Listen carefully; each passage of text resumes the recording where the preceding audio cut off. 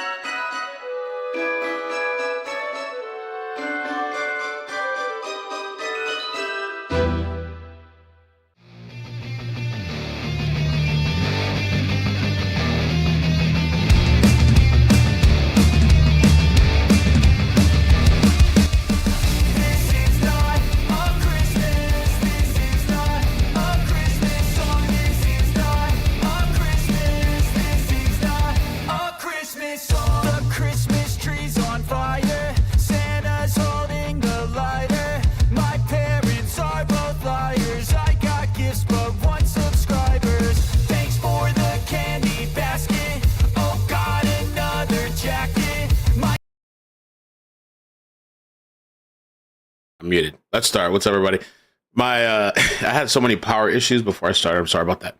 Literally, like the minute I was ready to hit live, one of the lights weren't working, and I was doing all this stuff. It was ridiculous. But anyway, I hope you guys are having a good Sunday. I don't normally like really long intros. Normally, I don't even have an intro. I wasn't even the full intro. I normally just, boom, that's it. Hi, let's start. That's it. Wham, bam, thank you, ma'am. And all those, whatever. But first of all, I'm sure you guys have heard that there's some new pictures out of the shooter. Some new pictures were released. This was yesterday. It's not, so it's old news. That part is old. And this guy was in some type of taxi. And everybody's talking about his eyebrows. The girls are in, I've never seen so many women. Oh my God. He's so hot. Oh, girl, what I would do to him. So many people in love. This person is being hailed as a hero online. And we got another glimpse of him. There's another glimpse right there. Now, one of the craziest things that I've seen today so far is a tattoo. I can't make this up. But I'm also not shocked or surprised. I'm really not. A tattoo. Thanks, Emma. I'm not done yet with the Christmas stuff. I still got to put stuff on the tree, or we got to put stuff on the tree and all that. But finally, a little bit got into the spirit. So somebody, a literal tattoo. Bro, how crazy. I like, that's forever. Well, now it's not forever. You can get it removed, but normally that's a forever thing. You get a tattoo and people love this person. And so I'm going to play. I was debating on how to start this because I wasn't sure if I should start it more serious. No, I wasn't sure if I should start it fun first and then serious, or serious first, then fun. But I figured let's start with the serious stuff first. And then we'll get into some of the more I guess it's all over the place. We'll see. But we'll just play this clip right now. In the killing of UnitedHealthcare CEO Brian Thompson, the person seen inside what appears to be a taxi cab and in another photo walking next to a vehicle. It comes after police recovered this backpack in Central Park, believed to be linked to the person of interest seen in surveillance video. Two senior law enforcement officials say no gun was found. Thank you, Sandra. Appreciate that. Thanks for covering NG this happy holidays. Thank you so much. What was found, a jacket and Monopoly money. The NYPD says nothing in their investigation so far suggests the killing was related to Thompson's personal life. Well, that's interesting. I didn't know that. Is tightening, and we're going to bring this person to justice. New York City Mayor Eric Adams says details like whether or not police have an ID on the shooter are being closely held. We don't want to release that now. If you do, you're basically giving a tip to the person we're seeking, and we do not want to give him an upper hand at all. But there are new details about the suspect.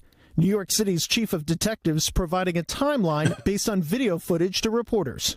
The shooter arrived in New York on Sunday, November 24th, and was caught on camera at the Port Authority bus terminal near Times Square. The bus he took originated in Atlanta, though it's not clear when the shooter got on, given that there were several stops on the way to New York.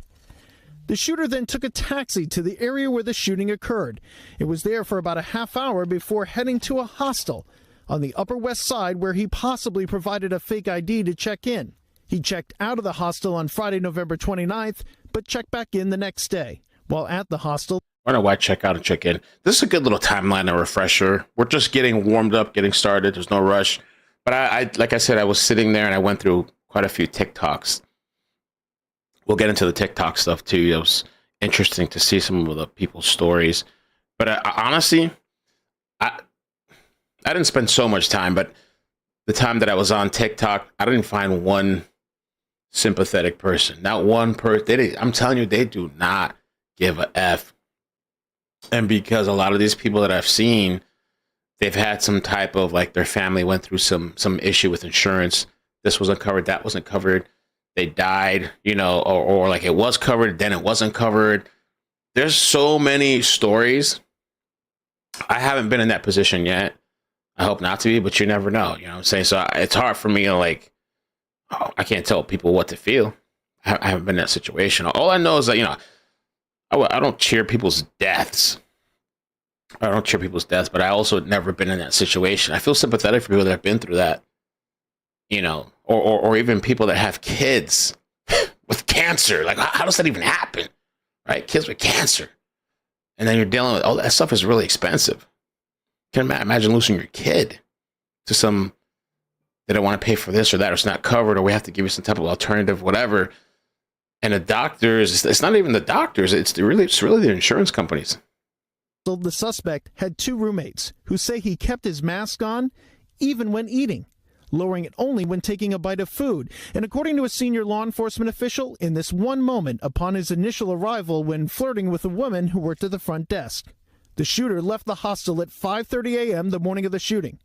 After the shooting, traveling by bike up to Central Park, then by taxi further uptown to a bus terminal where police believe he boarded a bus out of New York City. One thing I don't think, though, I don't think it's the wife. Because there's a lot of theories out there going on. I don't think it's the wife. I felt like at first I was thinking, I know I have some friends, they were saying they think it's that. I didn't think so, but I also kind of kept it open. I think this is too deep. I don't think this is just the wife wanted to kill him and collect money. I mean, she seemed like she was well taken care of. I know they were separated. He had somebody posted his house. He had a really nice house. I don't know if I have the tweet still, but she still had a nice house too. He had like $1 million home she had or something. Seemed like she was well taken care of. I don't know. I think this is beyond. I just want to kill, because all the messages, the encryptions, the words on the bullets, the Monopoly money, this is deeper than just some wife that wanted to kill her husband. I don't think it's that. And from there, the trail goes cold. Police are now investigating if the weapon may be a veterinary gun used to put down animals. This is a very That was another thing too. People were talking about like maybe it's a veterinary gun. Very rare weapon. In essence, this is a needle in a haystack, but we have a lot of needles in this one haystack, which works in our favor in law enforcement to apprehending this violent assailant that's on the streets. Police also clarified the detail about words written on shell casings, saying they were depose, delay, and deny, written in Sharpie, one word. Written in Sharpie. Okay, I was wondering how it was. On each shell casing. A possible reference to frustration with the health insurance industry. And Tom joins me now live from the scene of that deadly shooting. Tom, good morning. We're now entering the 5th day of the hunt for the killer. Never like to hear those words you uttered in your piece. The trail goes cold. So where does the search stand this morning? Well, good morning, Willie. Clearly with NYPD detectives in Georgia, the involvement of the FBI with that $50,000 reward and the fact that this person, according to the NYPD, came to New York City from a bus that originated in Atlanta, well, the focus is clearly in that state. But until law enforcement... Okay, let's move on from that. I did see a post too where Jennifer Coffindaffer, she had said that supposedly the water search is still going on as well. And people think they're searching in the water for evidence. Maybe the gun still hasn't been found, so they're thinking maybe this person discarded the gun. I really wonder if they got rid of the gun or they're still holding on to it and got rid of it at a later point. The dive team continues to work to recover possible evidence disregarded by the flirty assassin. Okay. You know, the Obama thing is so interesting. I honestly don't know enough about it, but I saw this person post on Twitter that went viral. And he was talking about it's not even the insurance companies, it's not even the CEOs. He was like, there's one person to look at for all this insurance stuff. I don't know if it's true or not. And but he didn't say the person's name. And then when I went into the comments, everybody was putting Obama. I was like, oh shit. I was like, I don't know. I need to look into that. PD releasing new photos of the suspect, while New York City Mayor Eric Adams implied at a press conference that law enforcement has identified him. News Nation's Caitlin Becker is with us from right outside Central Park, where authorities are searching for the murder weapon this morning. Caitlin, good morning. What are we learning? Yeah, Henna, Central Park is a hotbed of police activity. Divers were wading through the lake in Central Park searching for the murder weapon. It's believed to be a rare gun called a B&T Station 6. That's the most consensus I've seen as far as what kind of gun it is. This BMT or B. Oh, what did it say? Weapon. It's believed to be a rare gun called a B&T Station 6. Investigators actually went to Connecticut to look for the place of purchase. And we know from that surveillance video that it's a long-barreled gun with a suppressor that was attached to the end. It does seem that the divers so far have come up empty-handed, so they may be back again for a second day of searching in that lake. As you said, we also have new images released by the NYPD of the suspect. They're pretty close up. They're pretty clear. He is in a mask again. However, I feel like when you're looking at the pictures that his eyebrows and his eyes are pretty distinctive. So very distinct. And we're going to get to that too. If you saw the thumbnail, the guy that's, I guess somebody was trolling. And there was this contest to New York where people were all trying to dress up as the shooter, and somebody won, but he said he still didn't get paid. What's going on with that? This may lead someone to say, hey, I recognize this guy. I saw him that day. And if it's any indication by Mayor Eric Adams, it does seem like the NYPD is closing in on their suspect. But Hannah, I want you to pay attention on exactly how he phrases this. Take a look. We don't want to release that now. If you do, you're basically giving a tip to the person we're seeking, and we do not want to give him an upper hand at all. Let him continue to believe he can hide behind the mask. We're going to, just as we revealed his face, we're going to reveal who he is, and we're going to bring him to justice. So he seems to indicate that they know who it is, but they don't want to reveal. Yeah, I'm so over the whole thing. Is he ID'd or is he not? I mean, we were all into that yesterday, and there was all this back and forth, and it's just very confusing. So, I don't blame anybody. I showed both sides. It is what it is. Honestly, I don't know. I don't think they know who it is yet. I mean, they have the DNA processing, which maybe could help out. I don't know. the fingerprint that was smudged. Maybe they'll pull up something. Maybe they won't. I don't know. Now they have the face and a couple more pictures. I'm sure they have more. I think they're going to catch this person eventually. I mean, this person would I feel like they need to get out of the country. They would need to leave the country. Maybe they have resources and help. I don't know if this person, I don't think they acted alone. Maybe they had some type of help. I mean, they were on the phone right before the shooting. Reveal his name publicly so that they don't spook him. Some people took that as an indication that maybe they don't actually have his name, that it just is something that perhaps they're getting closer, or the mayor wants to make it seem as so. But it's possible, Hannah, that we could get a name soon. And Caitlin, you were reporting about the backpack that was found in Central Park. There was a lot of interest of what. Yo, BK's eyebrows. Yo, that's so true. That was even the description somebody gave. I gotta find my phone. Those eyebrows are a giveaway. He might have to shave his eyebrows or get it trimmed, or I mean, it's already fine tuned. I don't know how else where you go from that besides shaving it off. Shave it off and get a tattoo eyebrows. What was inside? What do we know this morning? Hannah, you're not going to believe this. I mean, this was this bombshell discovery. It was discarded in Central Park by 71st Street. They thought inside it could actually point them to the killer. It was Monopoly money. Monopoly money stuffed inside of this backpack, and a Tommy Hilfiger jacket. Unclear if the jacket is the killer's, unclear if it's something that could point to a possible motive as to why, unclear if it's a random jacket that could just be a red herring to make investigators kind of chase their tail. So the Monopoly money could suggest, of course, something similar to what we saw on those bullet casings, that this has something to do with UnitedHealthcare, with the insurance industry. Or it's something that's just going to taunt police and waste their time, Hannah. It seems like the killer in this case is kind of owning the narrative a little bit by leaving these clues along that are forcing us to sort of talk about them. It seems like it's out of a Netflix movie, Hannah. It really is. For real. It might eventually turn out to be something like that.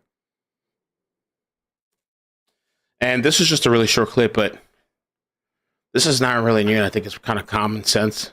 Oh, maybe. They think he might even be gone out of the I think they said the New York. Busy bus terminal. Investigators say he may now be in Georgia. The NYPD is offering a $10,000 official. The person of interest in the fatal shooting may have left New York City through a busy bus terminal. Investigators say he may probably still in the U.S., but some people think he's already gone out of the U.S., crossed the border.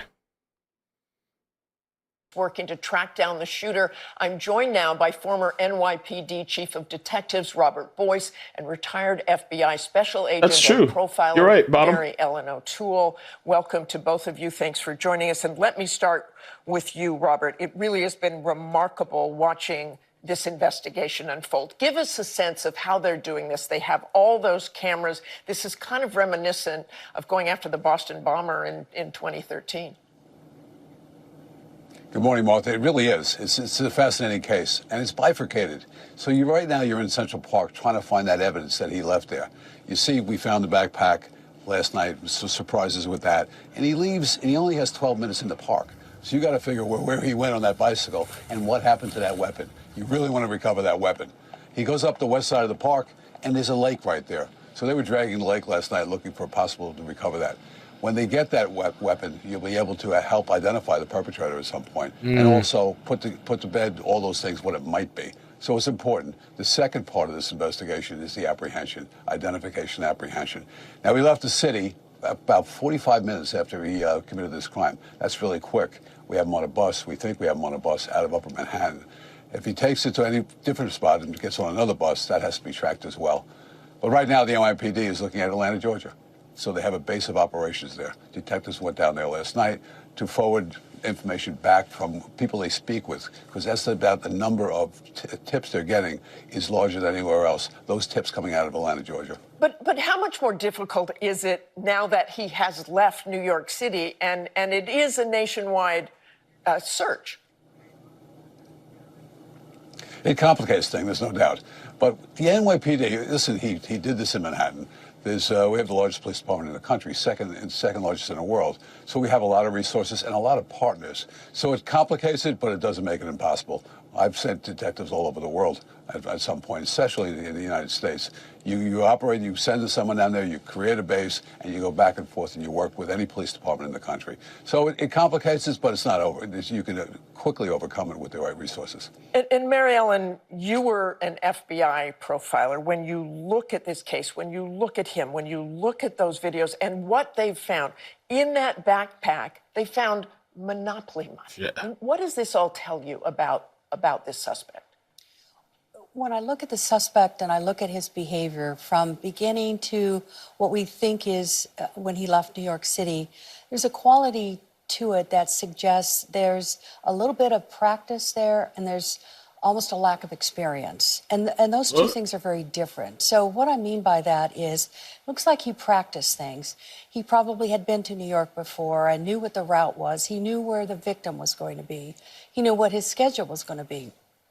So that would come with knowledge. But the experience means, is he an experienced assassin? And I would disagree with that. So practice versus experience. There's almost what about that Monopoly money? There's almost a game-like quality to this behavior. So, for example, the way that he's caught.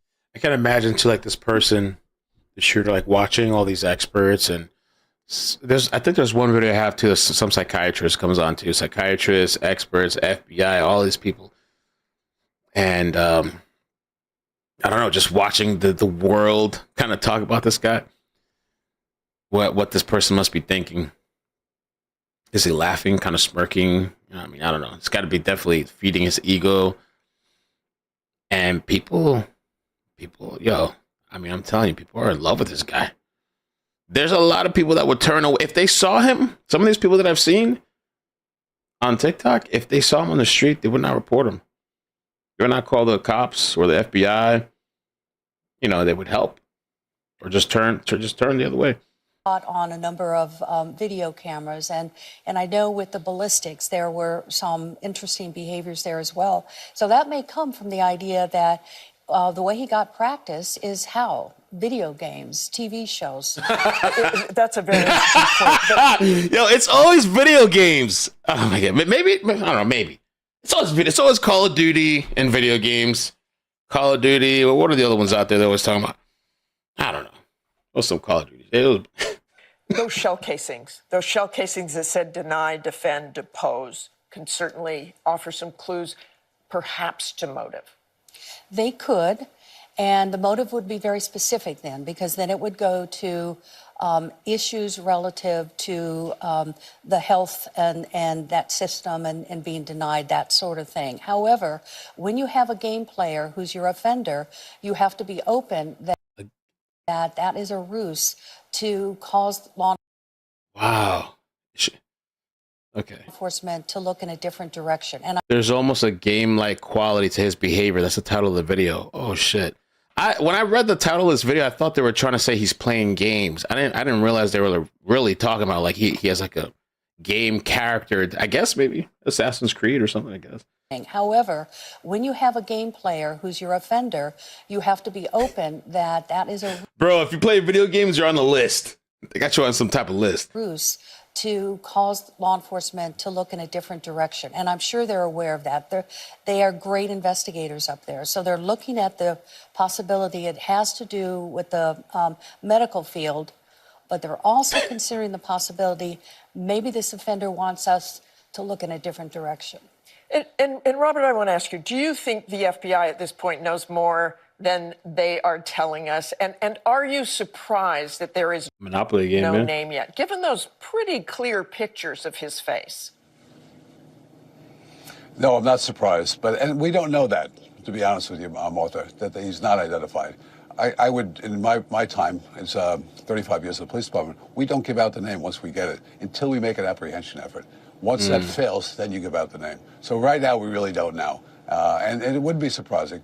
But that image is pretty good. And we have another one that came in from a cab where you have a partial. So things are mounting up right now. So that's putting that out there, engaging the public through media, through social media, and through law enforcement partners. That's how this gets done. There's going to be a lot of phone calls on him.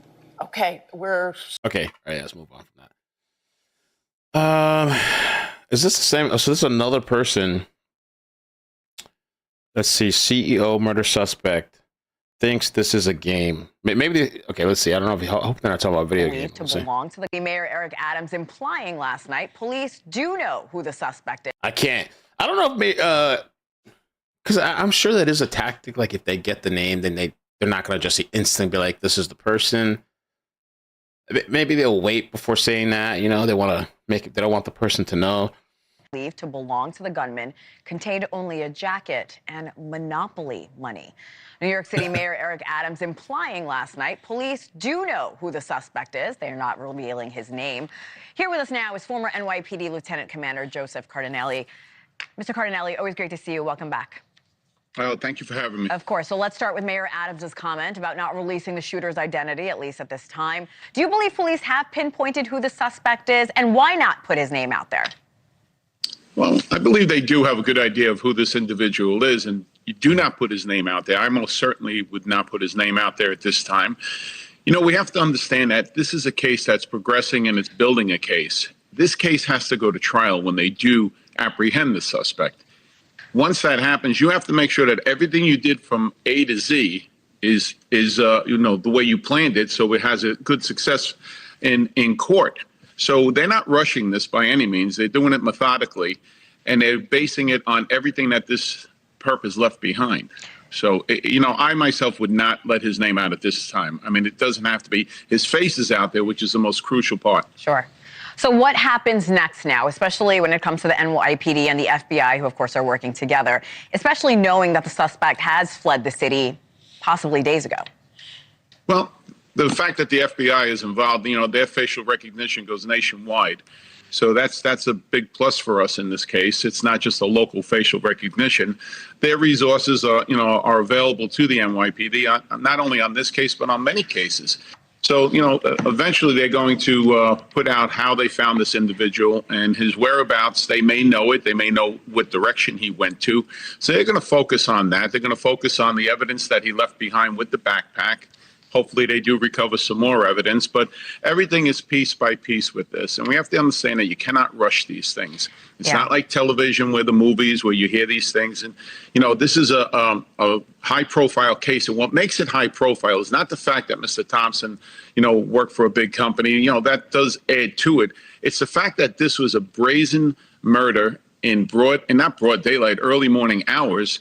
And this suspect, if, for lack of a better word, is over there leaving pieces behind, just like we heard that he left Monopoly money in it.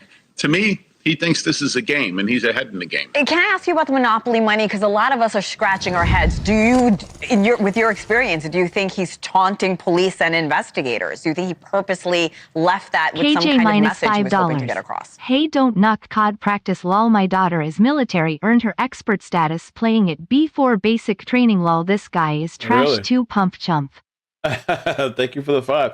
I mean, I know they have, they have the air simulation and stuff that pilots use, and I mean, that's a way more complicated and stuff than for Call of Duty.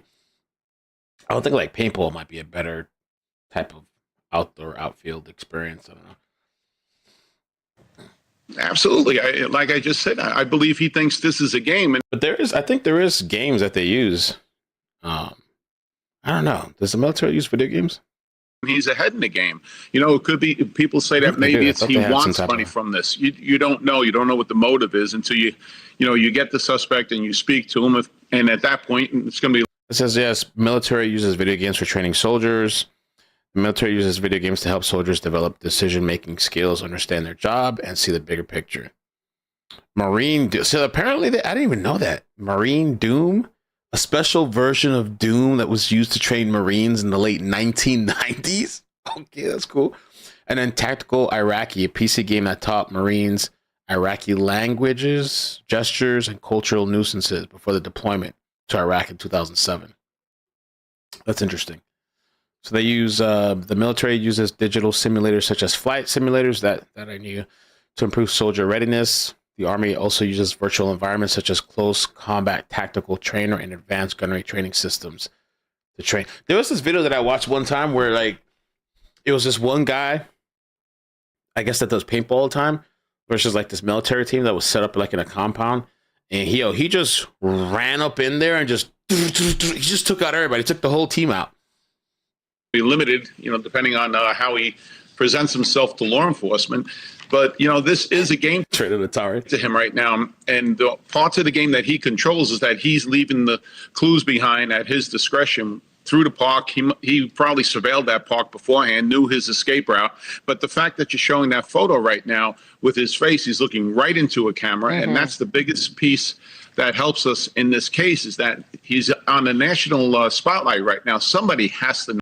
I didn't know that. Somebody said in the chat, I won't go too much into gaming. I know some people are into that, but Sinclair said Sega was originally military. I didn't know that. It does say that Sega's origins are connected to the military.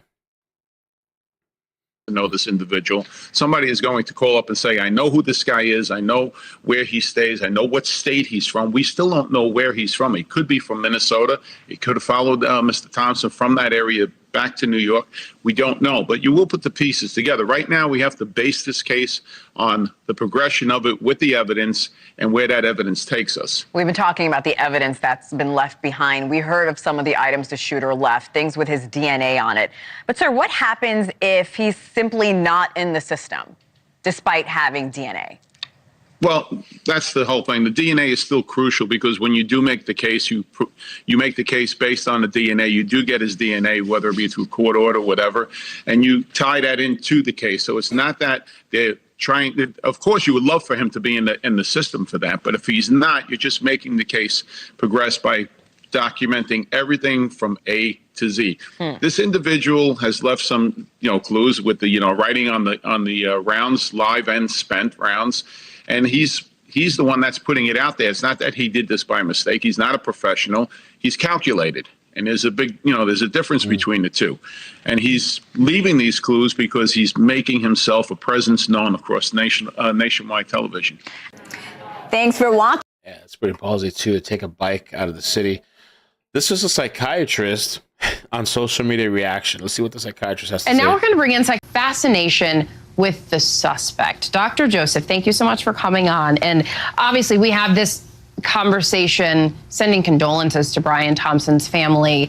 But we're talking about the response from many people on social media that does not offer that, and seems to almost be, as you have said in a social media post, you're calling it callous. That's how a lot of it appears. There are 112,000 laughing emoji reactions on a Facebook post from UnitedHealthcare parent company. We talked about this the other day. They literally had to turn off their comments. Like the majority of the reaction, before they turned off their comments, you could see what it was. The last I saw was 60,000. It got up to 112,000 laughing emojis when the UnitedHealthcare group posted condolences to the CEO that passed away. To a man being murdered on the sidewalk in Manhattan. Why are people having this? Why is there this collective response from people? Janae, anger is a healthy emotional response. Violence is never healthy. Right. And usually you're right. Usually people say things like our thoughts and prayers, but people are saying things like our thoughts and copays. And I think that since 2020, there's been a rise in anger. And again, anger is healthy, but there's also a rise in desensitization to violence. Yeah. We have nonstop exposure to violent things in the media. People are obsessed with true crime. And frankly, when people hear about violence now, instead of being shocked, they're applauding. So it's really concerning. That is the interesting thing, that it seems to be that there are some people who are applauding, or if not applauding, suggesting that they're willing to look the other way because of what Brian Thompson, a CEO of UnitedHealthcare, represents. And on CNN's podcast, One Thing, a senior contributing editor at KFF Health News said that she was not surprised by people's reactions because of a, quote, collective frustration with the industry. The real damage, real harms, both financial and medical, that people experience when insurers deny and delay paying claims. Investigators have said they don't believe that this was connected to his private life. What do you... That's what I was getting to also. Like, his, like, you know, people thought, oh, maybe he was sleeping with somebody, or maybe he had like a side piece or something, or maybe the wife was like pissed off. And like the more and more that I'm seeing, like I said, it seems more than that. It seems like that, you know. What do you make of this? And what does it tell us about how people feel right now? And I don't think this guy had himself offed, because that was one of the theories too that was going around. And somebody sent me a really interesting story. Maybe at the end of the stream, I'll get to it, about some other guy that hired somebody to take him out. It's not that long of a read, so I'll see at the end of the stream if I can read that story about that. But that happens, but I don't think that was the case with this guy. As a trauma expert, and I talk about this heavily in my book, High Functioning, there is collective trauma. You're absolutely right. The trauma from 2020, the political uprisings, the war, the violence, and the injustice. People are angry about the injustice in terms of the wage gaps, in terms of corporate greed. And this is their way of feeling as if they have some control over it by being able to voice and vent over social media. In a way, it's like a mob mentality, the comment section, right? People are banding together to voice their outrage. And it's okay to be angry, right? Again, anger is healthy. However, violence is not. And I think it's a combination of desensitization to violence, this kind of mob mentality, and also healthy anger. It's like a recipe for what we're seeing right now. And it seems, to that point about the connection over it seems like people are yearning for community. And this is one thing. Frustration with the healthcare community is one thing that they've found community in. And they have every right to be frustrated. However, band together, do something productive. Right. The thing is, from what I've seen, man, so I can tell you, these people that are like this commenting on stuff, they don't have to deal with this anchor. Probably is well taken care of, well insured, making really good money. The psychiatrist too, probably making really good money. And so they'll just band together and do something. I mean, what are they going to do, right? Like, just take them to court or whatever. Like, there is nothing you can do. And then these politicians have been talking about forever. Oh, we're going to lower the cost of this. We're going to lower the cost of that.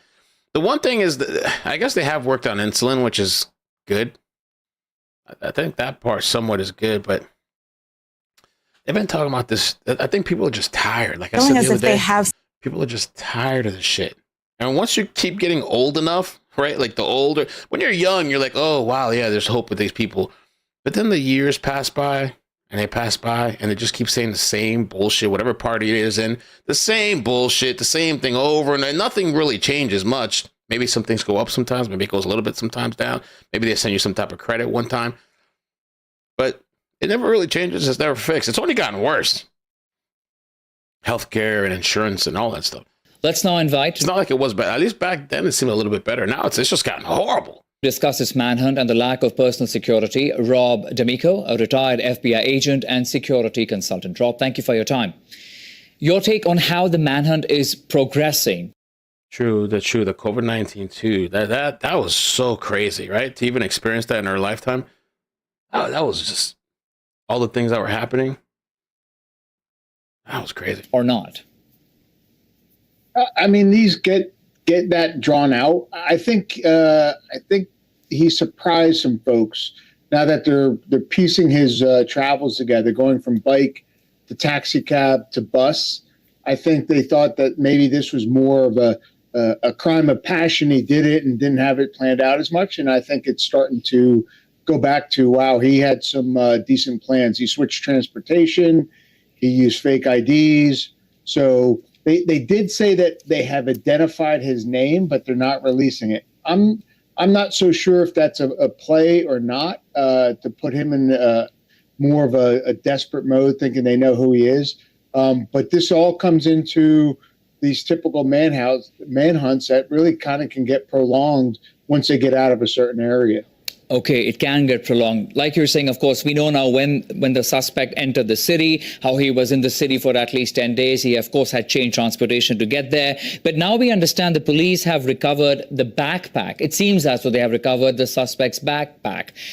What will they be looking out for in terms of clues now? Ready, fingerprints, DNA, all the scientific stuff that could be in there. They may look at the type of clothing and really kind of see what he's prepared for. But I think he was probably prepared. The fact that he was in the city 10 days, it's not cheap to stay in New York 10 days. There was some financial backing or financial funds to be able to do that. And I think they're finding out he did a lot more planning for this event. You know, here's where it gets more interesting. Your take on the words on the shell casings saying deny, defund, and depose, and how they echo the title of a book on insurance companies and not paying claims. Yeah, I do. And I still think it goes back to that shows what triggered this event for him to do this, that it goes back to some type of denial of healthcare. But And I first said I didn't think he would take the time to put that on a shell casing to throw the police off. But when you start now looking at more and more planning involved, I think it has to come into a factor. Maybe he did do that. Again, sorry to hear that. Bruce Strong says, right now I'm older. My husband has cancer. We have to fight for medicine coverage. I used to, so I worked in 2 hospitals. And I honestly, in my opinion, I saw that they, obviously they treated people that had insurance differently than people that didn't have insurance. And I also used to make chemo. I was an IV tech. So I used to make IV chemos in pediatrics for kids. I used to also make it for adults. For a while I was working adults. I used to compound it too sometimes. I didn't like doing chemo though. I did it for a while because they paid me more, but I was thinking too, like, I don't want to mess around with this stuff because I don't know who's working before me. Some of these people are messy. Some of these people are squirting chemo, even though you wear a mask and gloves or whatever, but it's still, I'm sure you're getting some type of trace amount of chemo, you know what I'm saying? So, I don't like working in that field, but that stuff was really, really, really expensive, like crazy expensive. It's one of those, I think the most obvious is it ties it back. But then again, if he did all this planning and there's some other reason in there, it has thrown police off a little bit. The fact that he tied it to a book about healthcare and the denial of coverage. My last question, a reward of $50,000 has been announced now for information leading to the arrest. What else do you think really needs to be done so that we can see some sort of, a culmination to this manhunt? What I think, the 50,000 helps, but there are so many people now on the internet. There's so many, I do podcasts on true crime, and people really get into this. I think there is a ton of people now that are trying to be their own private detectives and figure this out, try to identify the guy, and try to really help the police in this. So I think the public's all behind it, even though a lot of people have been coming out saying that healthcare is evil and there's some support or understanding of why someone was murdered because of it, which I don't condone, but it's, I think, overly surprising to some of the healthcare companies how positive people have had on the fact that the victim may have been denied health care coverage or a loved one. All right, we leave it.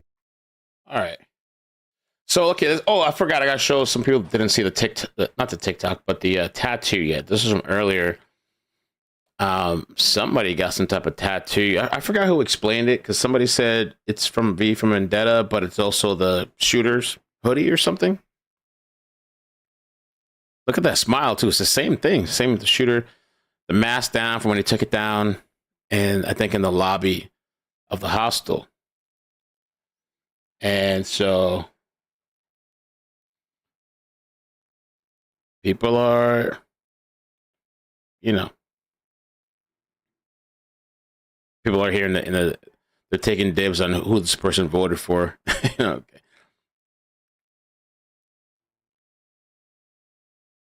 We agree on something. There's a lot of people that disagree with this guy, but he's like absolute stupidity.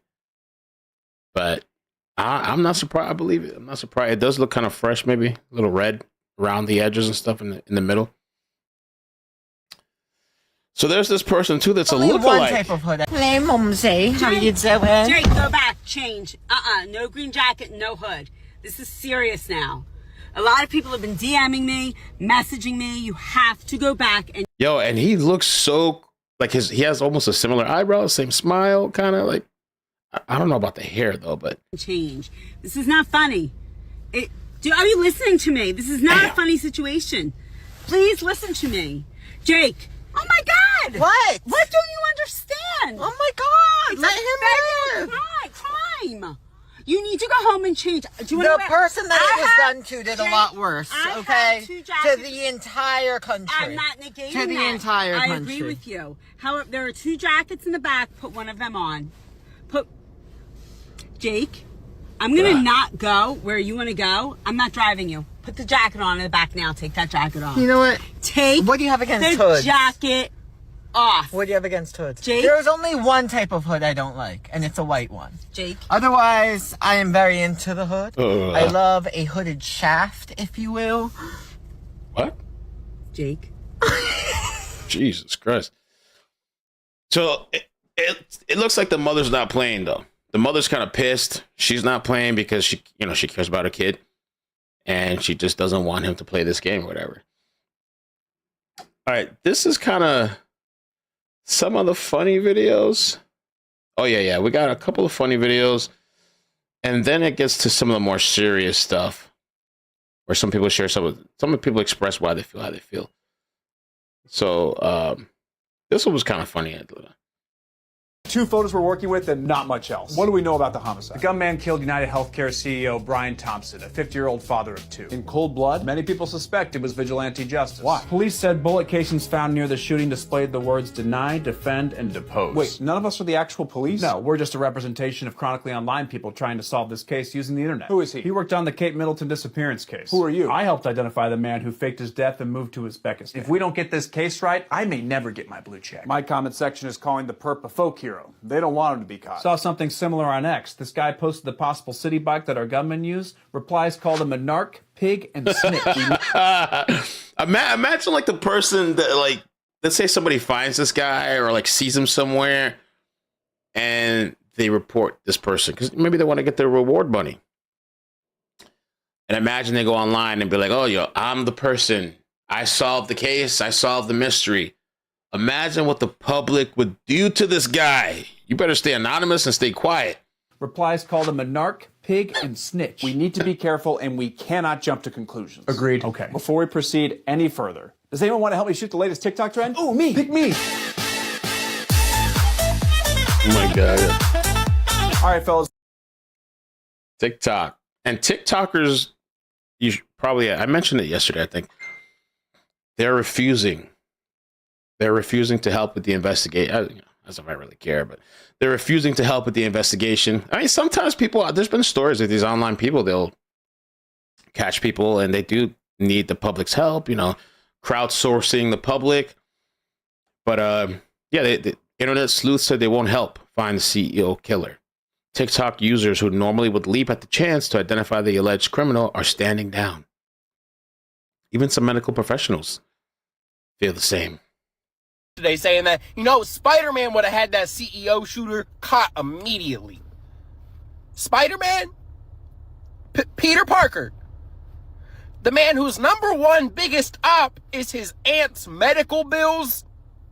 Yeah, no, he's not saving shit. Quite literally, Peter Parker's biggest op outside of main villains is usually his aunt's insurance company. Shit, the way I see it, the only hero in New York who'd actually be terrified is Tony Stark. All heroes in New York, please respond. One of my good buddies at UnitedHealthcare just got pieced outside of his hotel room. I'm calling all heroes for a citywide search to find the person responsible. Man, Midtown, that's pretty far away. I'm all the way out here in Queens. By the time I get over there, he'll have already gone. Maybe guys, Daredevil. Hell's Kitchen is really close.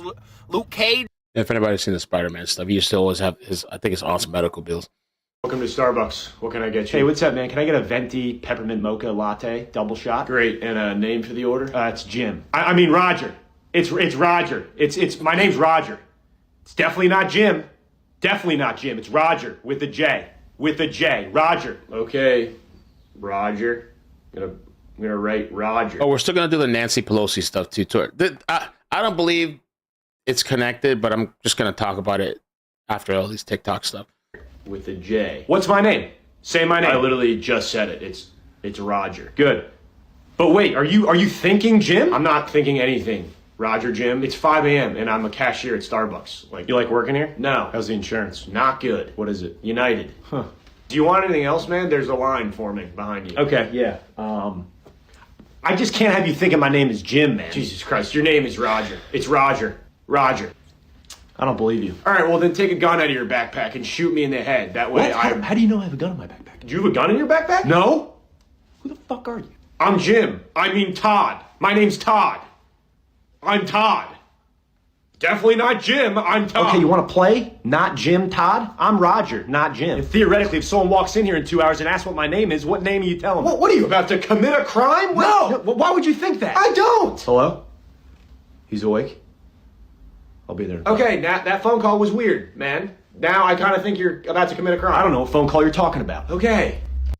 And so they're even saying now, even on SNL, which I don't watch SNL, but they've been joking around about it on SNL.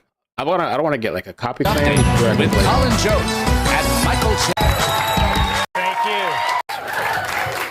This week, New York City officials sent a tough message on crime. If you shoot somebody in the middle of the street, you better get on your bike, hop on a bus, and get the heck out of here, mister. The manhunt continues for the assassin who gunned down the CEO of UnitedHealthcare on Wednesday. And it really says something about America that a guy was murdered in cold blood, and the two main reactions were, yeah, well, healthcare stinks. And also, girl, that shooter hot.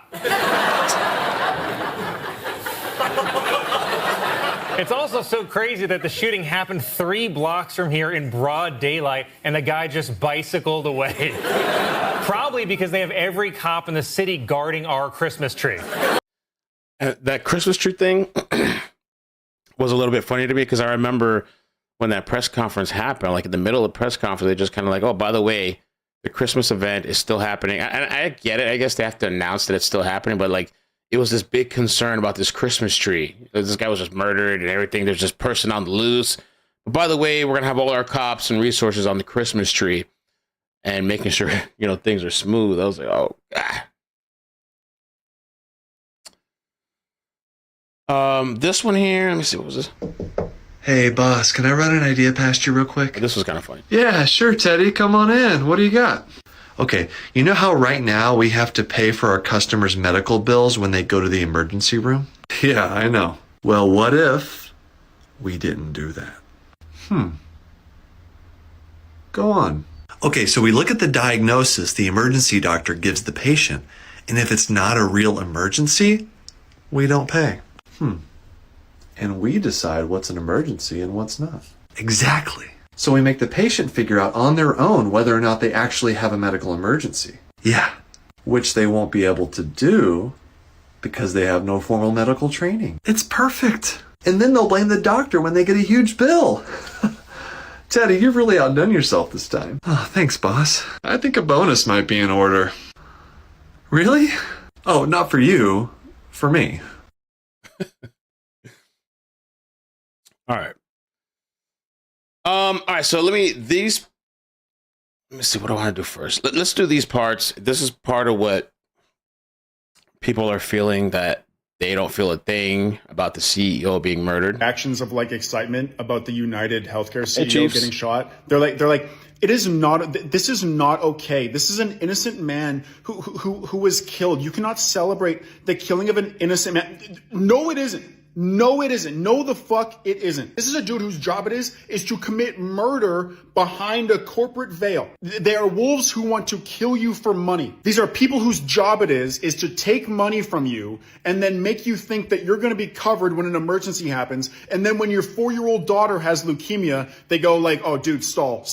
She'll die. Just wait it out. She'll die. And if she doesn't die, buy us time to find out why we can, deny this claim. It doesn't matter. Fuck them. And I'm seeing so many people say like, vigilante justice is never okay. It's never okay to do that. It ain't okay for the first option, but nothing else is happening. You'd like to think that there's laws in place that prevent people from committing the corporate murder. Like everyone's like, oh, it should go to the courts then. If it's a crime, it should go to the courts. You'd love to see that, but it ain't happening. It doesn't happen. These people get away with it and they get paid millions for it because the people who are in charge of like, that you'd hope would create laws that would protect you, they're getting checks under the table. They don't give a fuck. They're like, the people who could stop this are like, yeah, we looked at the laws And actually, the fine print actually kind of says that this is we actually haven't found any crimes here, so we're going to let this continue on without punishment. I did surprisingly get my third yacht overnight, so I will be taking that to the south of France if you need to reach me. When you have money, you manipulate the game, and when you don't have money, you get manipulated. And you don't get to be upset when you push people to the point of having nothing, and then they act as if they have nothing. I seen one lady on here that was like, dude, she was like a rich middle-aged white woman with emerald earrings the size of fucking rocks hanging from her ears, and her hands were in frame, and the ring on her, dude, it was a fucking house on her finger, and like a red turtleneck. And she was like, when did we stop being human? This is not okay. This is an innocent man, Brian Simpson, who lost his life. Lady! This one doesn't involve you, Barbara. I don't think this one's for you, my love. Off with you. Dude, I was raised normally, like, well, you know, I got some screws loose too, but I was raised by like a normal mom and dad, probably like a lot of us here. Like my dad, you know, traditional dude, he was like, hey man, you want to go out and make money? You go fucking get it. But you have respect. You don't steal. You don't fuck people over, right? You're a grown ass man. You got 2 arms, 2 legs. You go make your own fucking, if you want to make a gazillion bucks, go get it, kid. But you don't fuck people over. You have some fucking honor in this world, right? You fucking do it the right way. This is not a man who got killed innocently. This is not a regular dude who got killed innocently. This is the guy who commits murder behind the corporate veil.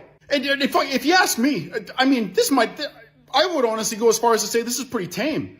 Because let's entertain the hypothetical here that this is a very real chance that this was like a victim of this guy's healthcare bullshit, insurance shit, and he had a daughter with leukemia who they denied his claim and the daughter died. Like, dude, I said about my dad, like my dad is like an old, like the ultimate, like. Okay. So there was this lady too. So some of the more recent updates, right? Like 12 minutes ago. Representative Ro Khanna says he understands social media's response to the death of Brian Thompson. Ro Khanna, a Democrat representing California's 17th district, told ABC News he understands why there aren't many expressing sympathy for the murdered UnitedHealthcare CEO. There's no justification for violence, but the outpouring afterward has not surprised me. Khanna said this Sunday morning, I, as a congressperson, had UnitedHealthcare deny a prescription for a nasal pump, a $100 pump, and I couldn't get them to reverse this. So imagine what ordinary people are dealing with. Okay. In the days following Thompson's death, social media has exploded, with users making dark jokes about his death and sharing their experiences with UnitedHealthcare and other American insurers refusing to cover crucial procedures.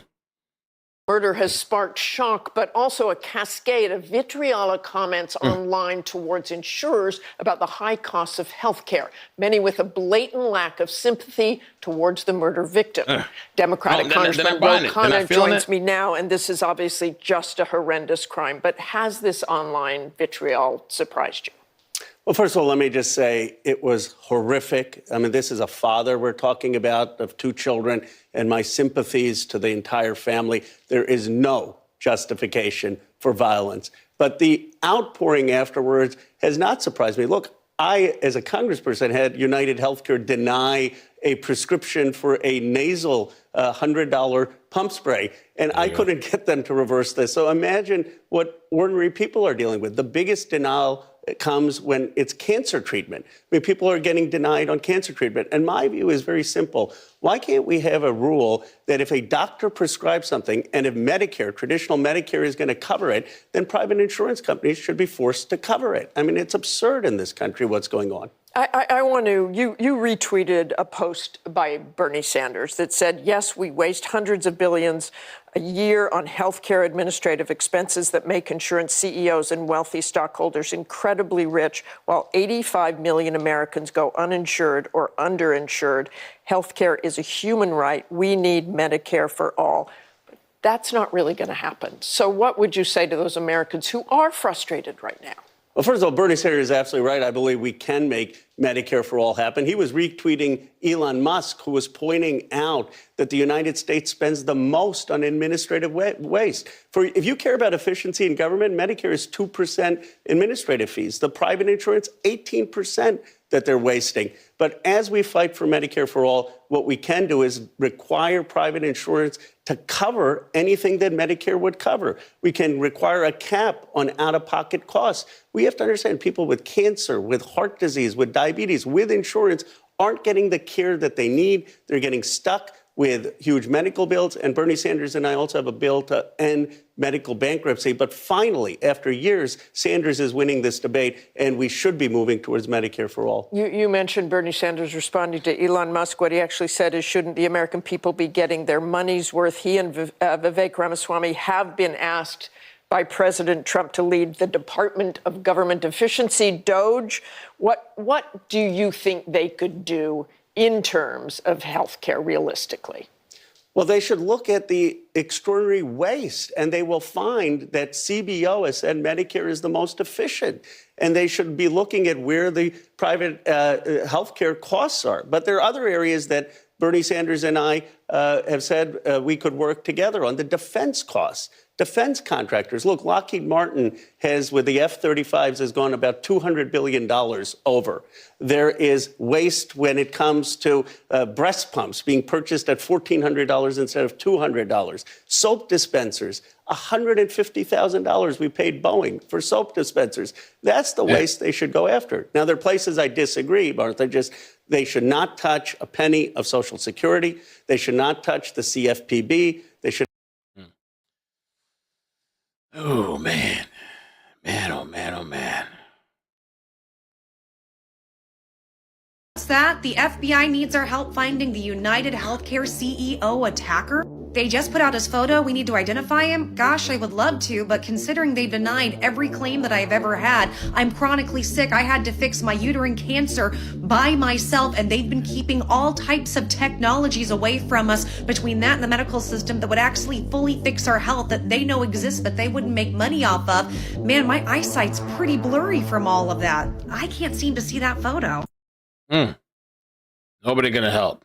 This guy had a story too to share about his mother. I don't care that the CEO of UnitedHealthcare was also a husband and father. My mom died from complications due to diabetes. Diabetes requires a lot of supply, not just things like pumps, insulin, needles, test strips. It's things like batteries, alcohol wipes, Band-Aids, tape, gauze. 6 months before my mom died, her health insurance let her know that all of the things that she had been prescribed and insured for the last 10, 15 years of her life were no longer going to be covered. The insulin her life depended on, the pumps her life depended on, and the batteries that go in those pumps. The morning after my mom died, and I'm talking not even 24 hours after, 7 a.m. the morning after my mom died, a box full of all of my mom's supplies for the next 4-6 months showed up on my front step. And inside the box, with all of her supplies, there was a letter that said, due to the change in your current situation, we have now fully insured and covered your supplies. The current change in situation was listed as death. No way. Patient expiration. So yeah, it makes sense that all of the health insurance companies in the United States have now taken their CEOs off their websites, because it's not a matter of if this happens next, it's when. Oh, this person too. So check this out too. So this was kind of interesting what this guy said. He's somebody else that's upset, but okay. So let's say the guy's caught, the shooter, and he goes to trial. What will the jury do? The UnitedHealthcare CEO, when he is caught and found, because unfortunately he will be caught and found.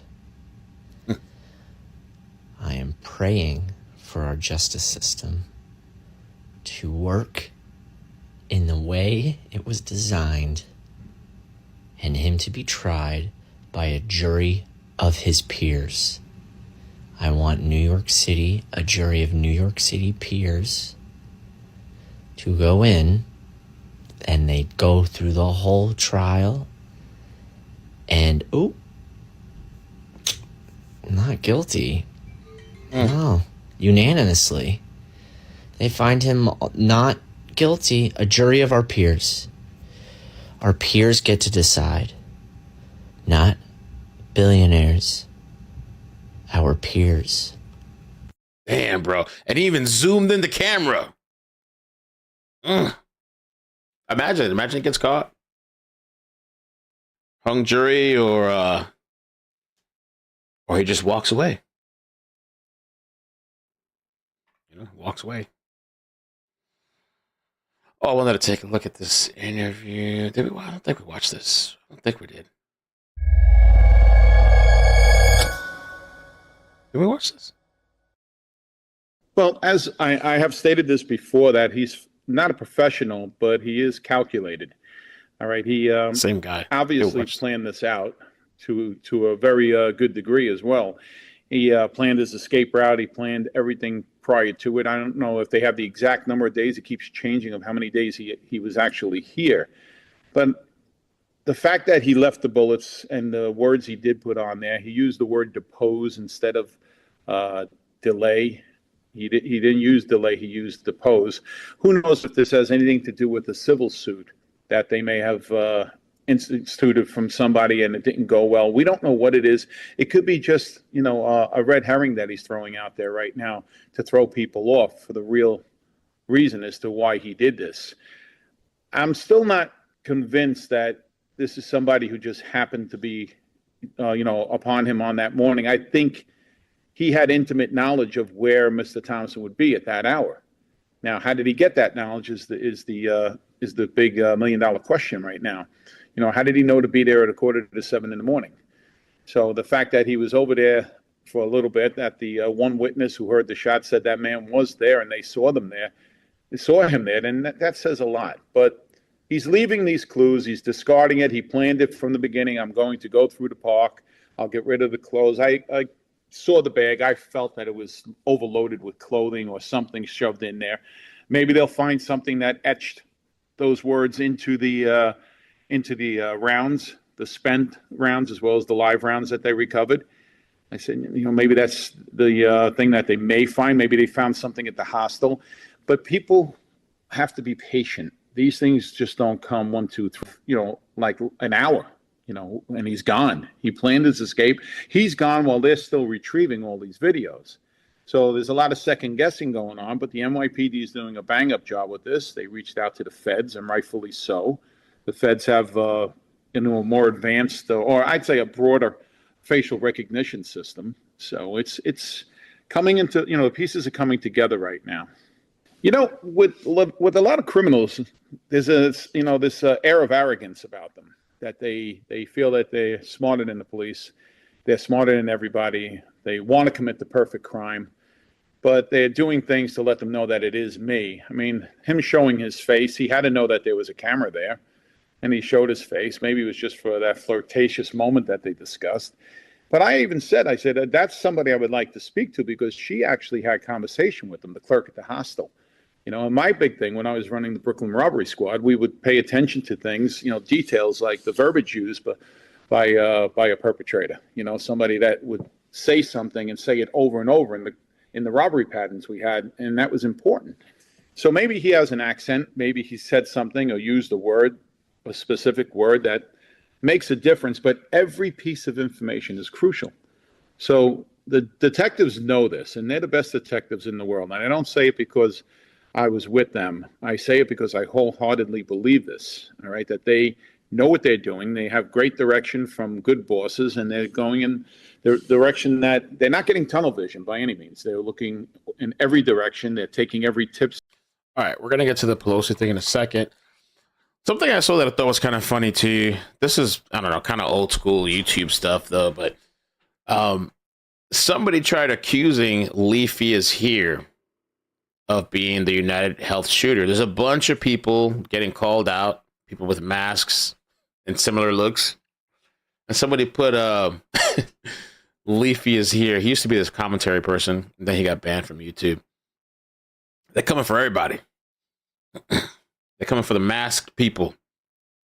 Now, the conspiracy of Pelosi. Did Pelosi kill the UnitedHealthcare CEO?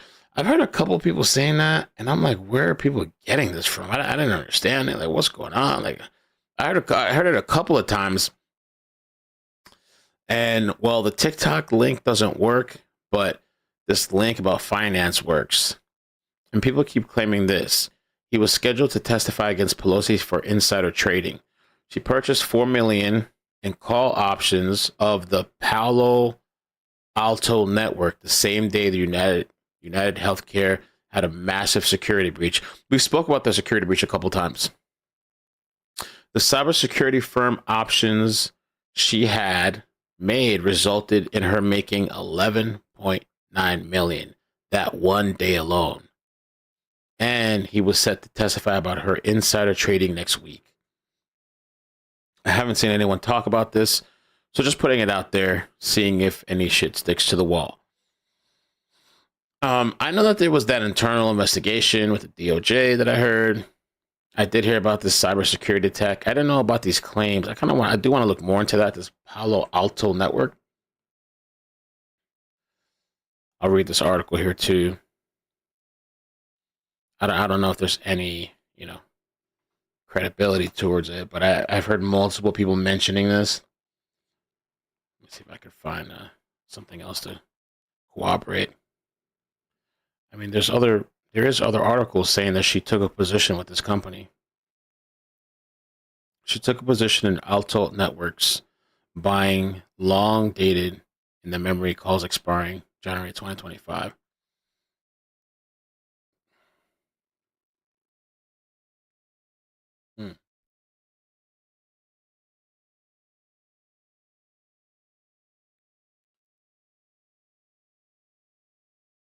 Okay, so let me start out with this here. Nancy Pelosi and United Health, suspicious insider trading. And that does happen a lot, this insider trading stuff. I mean, that this guy and others had sold off millions in shares when they knew the DOJ investigation was happening before telling the investors and screwing over other people. So insider trading is a thing that does happen a lot. I hear about it. Even with these meme coin stuff, they have insiders that sell off really quick. They're all in tune together. Okay, we're going to open it at this time, sell all your shit. Or I don't know how it works, the meme coin stuff, but those people that started are making so much money and screwing over other people. On February 21st, 2024, United Health Group faced a significant cybersecurity breach that compromised the personnel and healthcare data of approximately 100 million individuals. This incident attributed to the notorious Black Cat ransomware gang. Brian Laundrie, oh my Rose God. infamous truth teller Rose minus $2. This is reminding me of the Brian Laundrie manhunt woozy face. Yo, that Brian Laundrie thing was crazy. Yeah, they call it rug pull, Crispy. You're right. The Haktua thing, I've been following that. That chick disappeared. She's been gone for days. Yeah, I'm going to sleep. They're all having trying to have this heart-to-heart talk and hey, what's going on? What happened? Well, I'm going to sleep. Bye. Dipped out. So Nancy Pelosi's insider trading. On the same day as the breach announcement, former House Speaker Nancy Pelosi purchased $4 million worth of call options in Palo Alto Networks, a leading cybersecurity firm, which resulted in her making a staggering $11.9 million in profits before tax. What are the odds that Pelosi invested in Palo Alto Networks in the same day United Healthcare experienced a cybersecurity breach? Later, she profits significantly when that company is tasked with investigating the incident. Today, the individual who could potentially expose her alleged misconduct is killed outside of his hotel. Quite a coincidence, especially just before the Trump DOJ might have had an opportunity to investigate the situation. Pelosi's other criminal deeds. In July 2022, Paul Pelosi purchased a substantial amount of shares in NVIDIA, a major semiconductor company, just before Congress passed legislation allowing or allocating billions of dollars to that semiconductor industry through the CHIPS Act. She made $30 million profits through this deal. Wow. Back in 2019, Pelosi took $8 million put options after receiving private briefings about the potential economic impact of COVID-19. Another instance is when Pelosi sold I'm Clone stock after receiving a tip that the company's cancer drug was to be rejected by the FDA. So she got that inside information. Insider. The stolen data included personal identifiers such as names, addresses, social security numbers, and medical histories. United Health reportedly paid a ransom. Oh yeah, I read that too. Paid a ransom of $22 million to regain access to its systems and ensure the deletion of the stolen data. However, subsequent claims suggested that some data still may be in the hands of the cyber criminals. And what I read about this too is that like they were saying that like some of that information is on the black web, the dark web. I don't know. Maybe there's something there on some Hillary Clinton shit. It is true that she did buy into this company, Palo Alto Networks.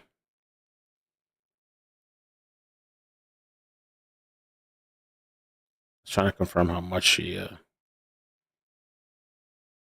they were in NVIDIA as well too, yeah. In NVIDIA. Oh.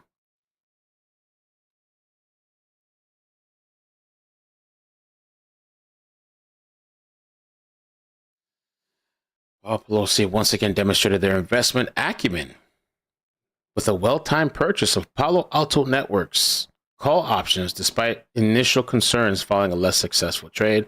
Pelosi's second foray. Okay. Again, over 100% translating to approximately 1.5 million following post earnings.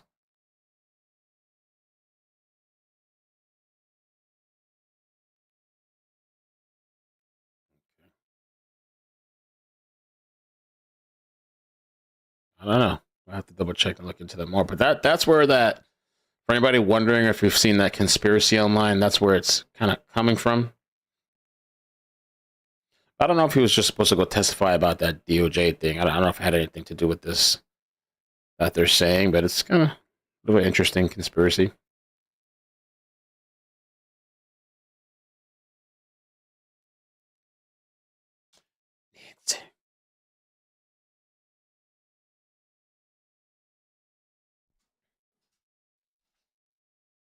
Yeah, anonymous. I see them posting on Twitter all the time. Let me check if there's any other updates. Let's see this article here. Timeline. Okay. Oh, there was a story too. I forgot. Let me read this real quick. Somebody sent me this story on Instagram. And she was just telling me about this, like what we talked about the other day, that some people think that maybe he hired a hitman to kill him. She sent me this story. There was another person that did that. Kenneth Miner, the hitman hired by the victim. Jeffrey Locker was a successful motivational speaker and author living in a beautiful home with 3 children in an affluent area of Long Island, New York. Life was going well for him until the market crashed in 2008. And a year later, he decided that he needed to do the unthinkable to help and provide for his family. Hire someone to assist with his own murder to allow his family to cash in on his death with an $18 million life insurance payout. Holy moly. The only thing is with the current situation with the CEO of United Health, he seemed to be doing really well. I don't think he had any money struggles. Seems like he had inside information. He was selling off when he needed to. The hunt for his own killer. Being from a suburban, well-to-do area and a self-help author made the known candidates eligible to carry out this self-solicited hit a little slim. So one evening after dark, Locker drove his Dodge Magnum into a well-known dangerous place in Harlem to look for his own killer. He found Kenneth Miner on the street and asked him how he could obtain a gun. When Miner asked him what it was for, he replied, "I want you to shoot me." Damn.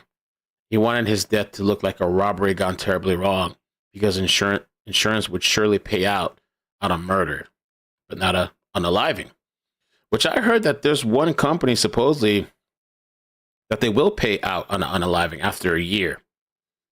State Farm. Let me double check that. I was having this conversation. State Farm. Suicide.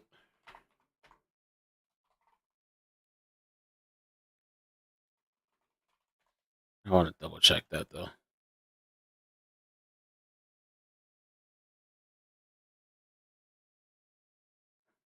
Let's see. Does State Farm?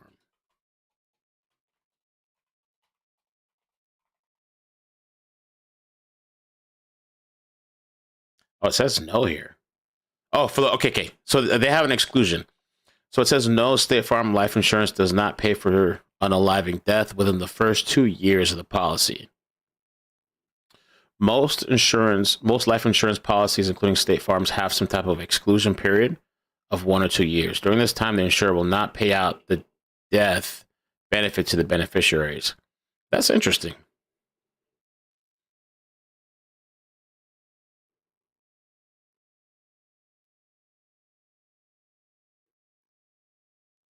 I don't know. Okay. I thought they just didn't pay it out and that was it.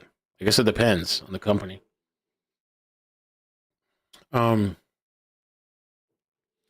Locker told Miner he could cash in on his death by using his ATM card. To a 36-year-old ex-con in Harlem, that didn't seem like a bad idea in the beginning. After thinking about it, Miner said there was no way he was going to assist a businessman in his own unaliving. Locker then began to go into detail about his current financial situation and how he was convinced that planning his own murder was the only way to save his family from bankruptcy, lawsuits, and many years of financial hell. Could Miner have felt pity for this family man and thus agreed to it? Miner knew that he was going to have to pay for what he was going to do. He said in his first public interview, because he did agree to assist a man in his own unaliving. A payout in this form of an ATM card with $1,000 cash would be an instant gratification for his actions, no matter how grave. So they began to plan, it says Locker staged murder with his family evidently aware. His family aware and accepting of his plan. So this guy did this for $1,000? Yes, honey. Y'all, that is for the best, actually. What? Killing Jeffrey Locker. First, Locker advised Miner to choke him out or choke him with a cord while he sat in the driver's seat of his car outside of a housing project in Harlem. The cord kept snapping when Miner tried to follow Locker's instructions. Locker then pulled out a knife and told Miner to hold it against the steering wheel while he proceeded to lunge into it to pierce his vital organs while his hands were tied behind his back.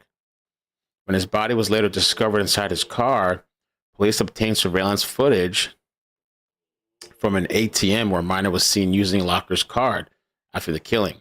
When Miner was arrested and asked to tell his side of the story, it was almost laughable to the police and, more importantly, unbelievable. Prosecutors claimed that he was a cold-blooded killer for hire, while Miner stuck to his story, as crazy as it may have sounded to the courtroom. Second-degree murder or assisted unaliving was what the jury had to debate, and they came back with a verdict of guilty of second-degree murder. Miner was sentenced to 20 years to life in 2011. In October 2013, a criminal appeals court ruled that the judge in the trial had misrepresented the law regarding assisted unaliving and therefore gave the jury confusing instructions. It was determined that Miner deserved a new trial. The DA hopes the grand jury will grant an indictment for manslaughter or for a plea to serve a sentence of 4 to 8 years. What happened to this guy? So did his family, I guess his family got the money? The trial happened. They're living their best life. Still in a mansion somewhere. Wow.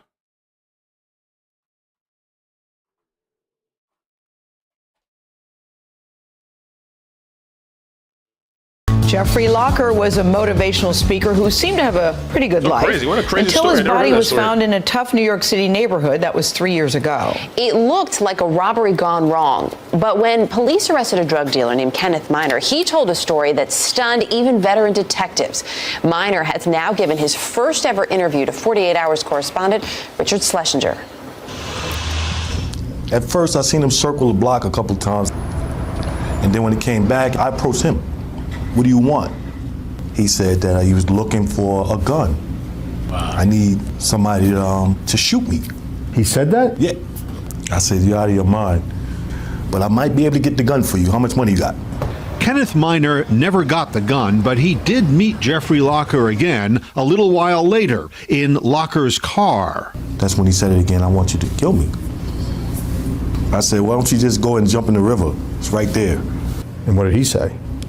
I need it to look like a robbery. Miner says Jeffrey Locker wanted his family to collect millions of dollars from his life insurance policies. But if he committed suicide, there would be no payout. So it had to look like he was murdered. And he started explaining to me that he was losing everything. He was worried about not being able to support his family the way that they were accustomed to. To him, it was like, this is it. If you don't do it, somebody else will. If you don't, but this is getting done. That's what he said. This is getting done. According to Miner, Locker promised if he helped him, he could clean out his bank account and gave Miner his ATM card and PIN number. Hours later, Locker was found stabbed to death. Then before long, Kenneth Miner was charged with his murder. This wasn't murder for hire. It was just one person helping another.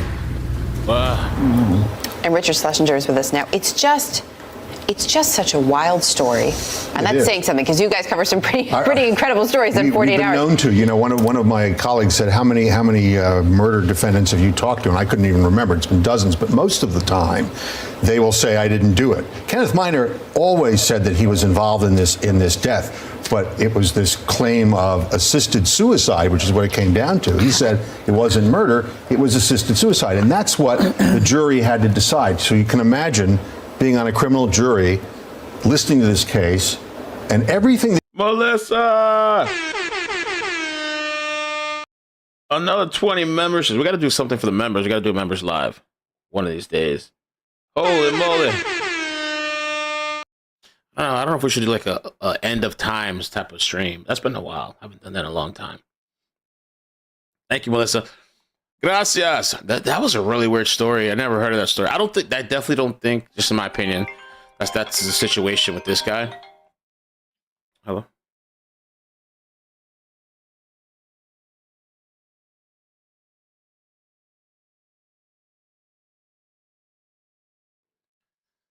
Wow.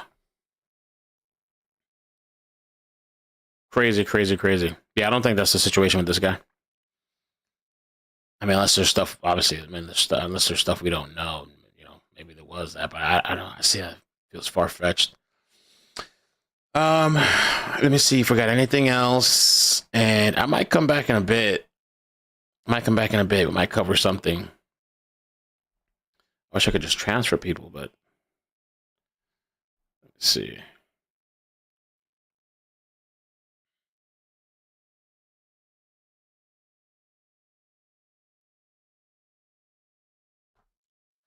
I had my little timeline thing here. Let me see real quick.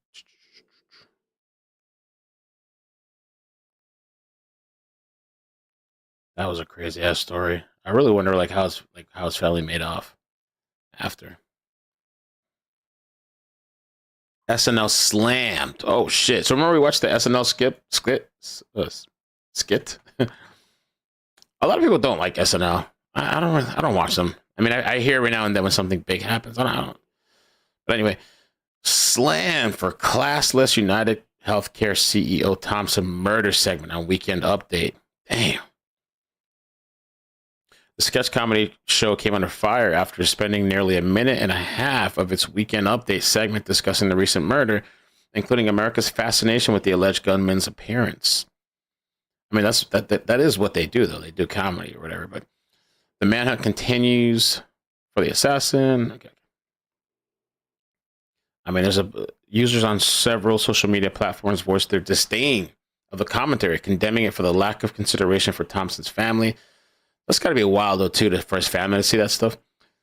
Disgusting. I couldn't watch the segment. The victim's family and friends are very much grieving right now, one person said underneath the YouTube clip. Agreed, I don't usually watch SNL, and I can see by the segment, the comments supporting it, that I will no longer be watching.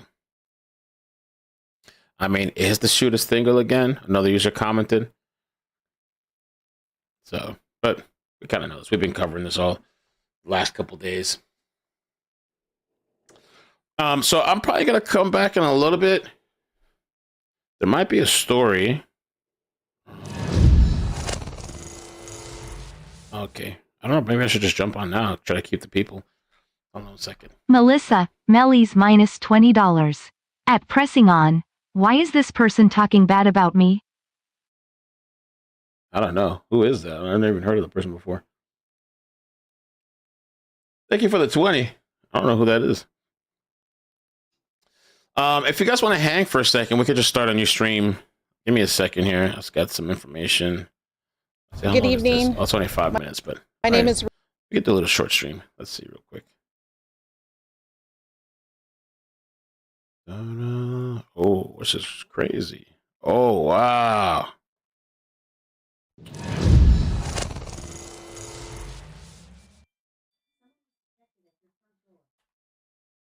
GG She Sigma R Lambda G She 5 minus $2. I just drive through Compton yelling the N-word. Oh my God.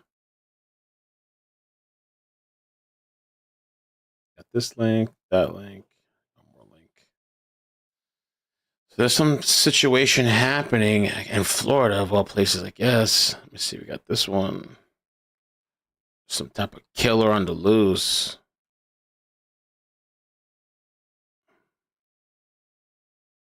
That's interesting. You're giving out 2 different ages, though. Yo, this guy's 15 years old? What the? What? Oh! Somebody! Oh! He needs some milk! Okay. Some murder on the loose. Some 15-year-old that murdered a 14-year-old. Let me just set up a new stream. I gotta make a thumbnail, I guess. What in the heezy? Oh, I did want to play this a little bit. While I set up the stream, let me play this from Dr. Grande. Todd Grande, I like this guy. I'm subscribed to his channel. Starbucks on the corner of West 56th Street and 6th Avenue. At 6:17 a.m., he purchased a water bottle and energy bars. At 6:19 a.m., the perpetrator was captured on video stopping by a pile of trash. At 6:30 a.m., the suspect could be seen talking on a phone as he walked. This supports the idea that some type of conspiracy is involved in this murder. At 6:39 a.m., he arrived at Hilton Midtown. 6 minutes later, at 6:45 a.m., using a 9mm pistol with a suppressor, the assailant shot and killed Brian Thompson on West 54th Street, right next to the Hilton Midtown. The killer waited until Brian walked by and moved out from behind a vehicle to take the shots. After the shooting, the perpetrator crossed the street, took an alley north to West 55th Street, and made a right. He climbed on an electric bicycle and then made a left on 6th Avenue, taking it north toward Central Park. At 6:48 a.m., the perpetrator entered Central Park on Center Drive, still on the electric bicycle. 8 minutes later, at 6:56 a.m., the killer exited Central Park on West 77th Street. 2 minutes later, he was seen on the bicycle at 85th Street and Columbus Avenue. At 7 a.m., the suspect was spotted walking on 86th Street. He no longer had the electric bicycle. At 7:04 a.m., he entered a taxi on 86th Street and Amsterdam Avenue. The killer took the taxi to the George Washington Bridge bus station on West 178th Street and Broadway. This station is operated by the Port Authority, and there are interstate buses there. The assailant was captured on video entering at 7:30 a.m., but he never came back out. The police believe that he took a bus bound for Atlanta. Here is the physical evidence that was recovered during the investigation. At the scene of the shooting, investigators found 3 intact 9mm cartridges and 3 spent cases. The cases had the words deny, defend, and depose written on them. This is similar to a common phrase associated with insurance companies: delay, deny, defend. A cell phone and a water bottle were found in the alley between West 54th Street and West 55th Street. The police believe these two items belonged to the killer. Investigators said they recovered DNA left by the suspect, but they have not indicated where it was taken from. 2 days after the shooting, on December 6, 2024, a backpack believed to be the killer's was found in Central Park. It contained a jacket and Monopoly money. The electric bicycle used by the killer was never found. Now moving to my analysis. Here are my thoughts on a few areas that stood out to me in this case. Item number 1. In the days after the murder of Brian Thompson, it appeared as though the police were making substantial progress in finding his killer. There was plenty of evidence recovered, like video surveillance, DNA, a cell phone, a water bottle, cartridges, spent cases. They discovered how he traveled to and from New York City. They tracked down where he stayed, and his backpack was recovered. Just about all the killer's movements in New York City are known by investigators. Despite this, at the time I'm making this video, the killer has not been arrested. Brian Thompson's killer made a lot of mistakes.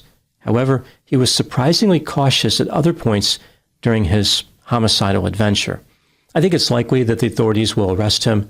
If they do not, the murder of Brian Thompson will become one of the greatest mysteries of all time in the world of true crime, one that surpasses other notorious true crime mysteries like Madeleine McCann, JonBenet Ramsey, and the Zodiac Killer, as well as lesser-known mysteries like the murders of Lindsay Buziak and Elizabeth Barraza.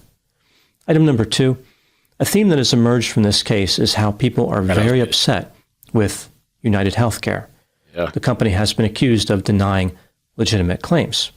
Brian Thompson, of course, was not only a part of that machine, he was in charge.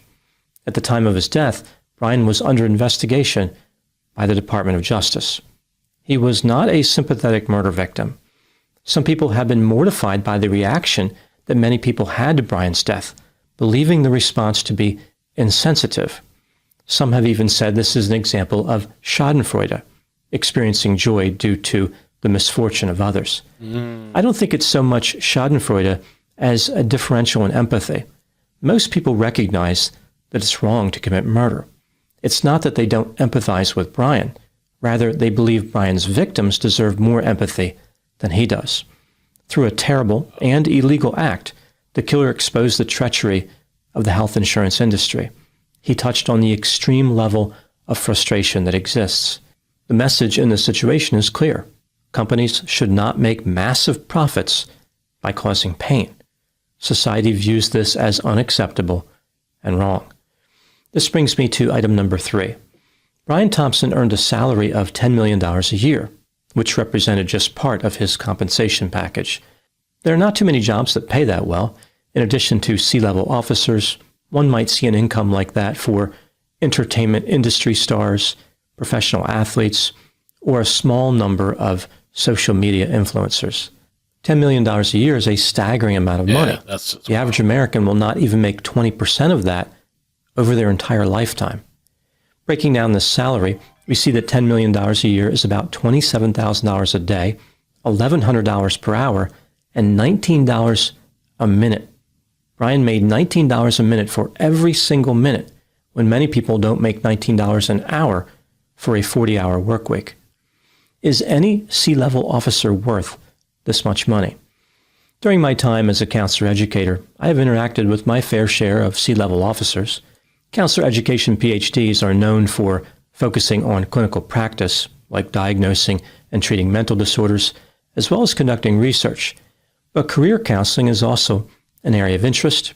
It connects back to the very early days of the profession, like the early 1900s, before an emphasis on mental disorders became dominant. In my experience evaluating C-level career paths and their keys to success, I have found that the gift that many high-paid C-level officers possess has nothing to do with talent. Rather, they have a strong network of wealthy and powerful people. As far as actual management ability, they are usually not superior to VPs or mid-level managers. Typically, getting a job as a CEO or a similar position is more about who a person knows than what they know. I've also noticed that many C-level officers come to believe in their own specialness. They don't attribute any of their success to luck. Rather, they believe they earn a lot of money because they deserve it. Every penny they get should be coming their way. It is completely warranted through their performance. In a sense, they are experiencing denial, just like many people who use substances. Their denial of their ordinary status leads to denial in other areas. Eventually, a C-level officer may believe they are exempt from the laws of morality. Their mission becomes almost mystical in nature. Building value for the shareholders is worth any sacrifice. It is the highest pursuit a human being can make. Maybe that's what happened in the case of Brian Thompson. He became so self-absorbed and fascinated by his own power, he forgot about the people he was harming. Brian was shot to death while excitedly walking to a meeting where he was going to announce how UnitedHealthcare was projected to earn $450 billion in the upcoming year. I would be surprised if the company experienced any difficulty in finding a replacement to complete this task. That's my update on the case of Brian Thompson. Thank you so much for watching. I'll talk to you soon. Okay, perfect timing because I just setting up the new stream. I'm gonna redirect you guys. There's this escaped murderer in Florida, and apparently it's not this person's first time escaping. I think I have to get all. I just literally heard this while I'm streaming, so I'm collecting the bits and details. And I got all these links too that I'm gonna pull up for us. Just give me 1 second. This here. I'm gonna just move everybody over. We'll keep an eye on both things. Now we got 2 manhunts. Holy shit. And I think I said it was a teenager that murdered another teenager, a boy and girl, but it's actually 2 males. 2 males. Young guys though. One 15 and the other one's 14. That's the wrong link. There we go. Trying to get the source. Okay, I got 2 things. There we go. Okay, I think we're good. All right. Okay. Yo, Tickle Tits, how you doing? I hope you're having a good, happy holiday. And yo, Melissa, thank you so much again for the 20 memberships. Thank you so much. Tickle Tits says, I got denied health insurance once because I had acne as a bad teenager. Sorry, when I say a bad teenager, maybe you were a bad teenager. Not. Acne as a teenager. I won the appeal, but like, how dumb is that? I wonder if it was for that drug back then, because I remember I had a friend that had that too. And there was this crazy acne drug. I forgot the name of it. I only say crazy because it later came out that it had bad side effects and it got discontinued or something. But I think it was expensive. I don't remember what it was called. That sucks still, man. Especially when you're younger. You don't want to deal with all that stuff. Okay. So I'm gonna let me set up the redirect. I gotta use the restroom real quick too, so set up the redirect. And I have the live stream here. Actually, let me do 6:45. Just do 5 minutes. And we're gonna cover this other situation, this other manhunt. So we'll have 2 stories to cover. I mean, this guy's young, so I don't know how far is he really gonna get before they catch his ass. I don't know. Accutane, yes, that's the one. Accutane. I've heard of all kinds of crazy shit with that. Accutane, yes. Oh my god. I don't know if that's what you took, Tinkle, but there's a whole history of lawsuits with that too. I think Accutane lawsuits, the history with the 2024 update. Thousands of lawsuits. Holy shit.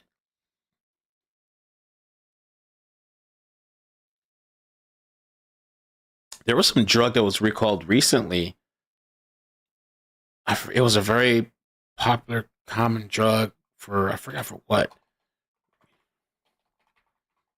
That they said it can link to something. Drug recall, let me just see. I sometimes think about that with some of the bigger drug recalls. I'm like, sometimes I should just mention it. There's a lot of people that have family and friends and they're on medication and they don't really know. I mean, they should inform you, the pharmacy, but I forgot what drug that was. Oh, clonazepam. It was clonazepam. A lot of people take that shit, clonazepam. Popular anxiety reducing drug recall for nationwide for possible life-threatening error. So somebody screwed up. I think they screwed up the dosages and the strengths or something. And that drug is strong. That thing puts you out. It's an oral drug. Yeah. That drug is like for, I don't know, makes you a zombie. People have to taper off that drug if they've been taking it for a long time. Lord, man. All right. So I'm going to be right back. I'm going to use the bathroom real quick. I set it for 5 minutes to start the next stream. I'll drop the link to the next stream in case it doesn't transfer you, but it should transfer you. Okay? It should transfer you, but I'll see you guys in a few minutes. Thank you so much for hanging out with me. Thank you so much for the super chats and love. Did I miss anybody?